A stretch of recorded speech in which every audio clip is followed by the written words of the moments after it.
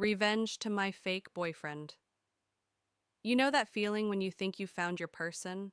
When every text makes your heart skip and you start planning a future with someone who was never really there? That was me 2 years ago. Completely in love with someone who saw me as a convenience store. Need emotional support at 2 a.m.? Call her. Need money for nights out? She'll cover it. Need an ego boost? She's always available. His name was Ryan, and I thought he was everything. Charming, with this smile that made me forget how many times he'd canceled dates or disappeared for days, only to return with excuses I'd eagerly accept. The moment I realized I was living a lie, I surprised him at his apartment with his favorite takeout, spent my last $40. When I knocked, I heard a girl's laughter inside. He opened the door, face white.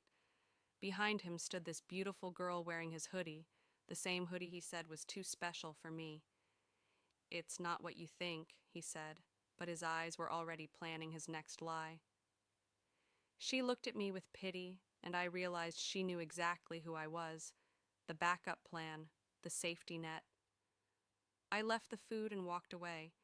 He didn't follow. That night, I cried until my eyes were swollen shut for 3 days straight. Couldn't eat, sleep, or look in the mirror because all I saw was this pathetic girl who begged for love from someone incapable of giving it.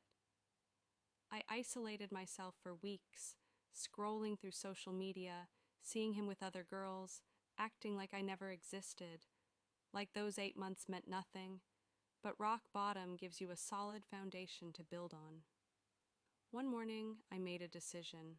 I was done being a victim of someone else's inability to love, done giving my power away to someone who never deserved it.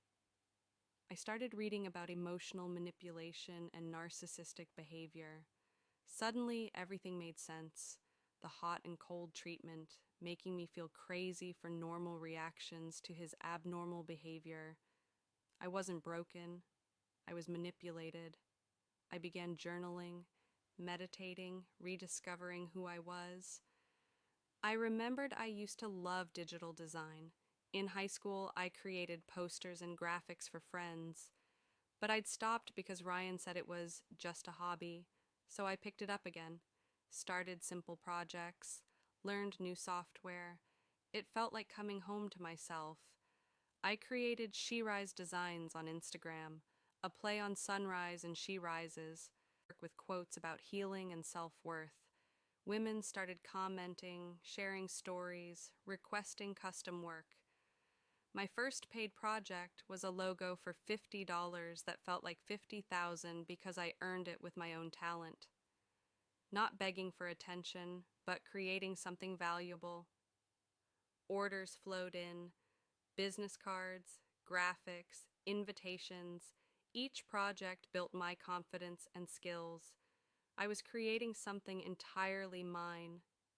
6 months later, I had a waiting list of clients and a growing savings account.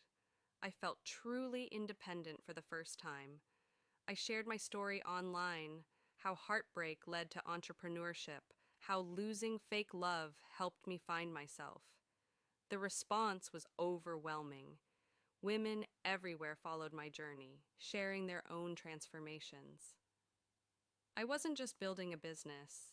I was building a community of women who refused to settle for fake love and chose to invest in themselves. I launched online courses, wrote an ebook about healing, hosted workshops.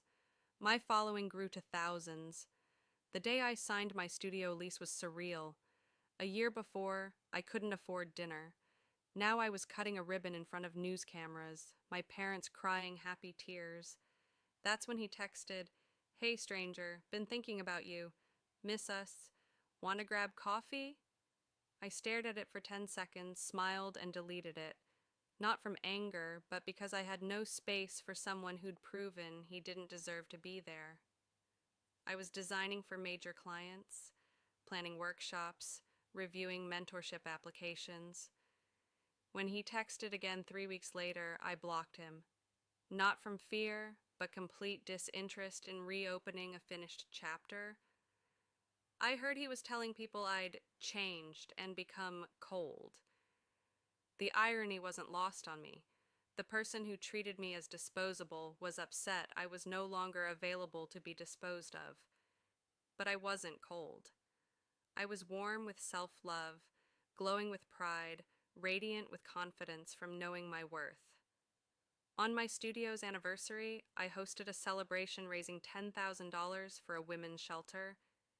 My dad said something that still makes me cry. 2 years ago, we watched our daughter's heart break. Tonight, we're watching her heart heal the world. Recently, a woman named Sarah emailed, "Your story saved my life. I was planning to take him back for the 5th time when I saw your post about refusing to be someone's backup plan. Instead, I started my photography business.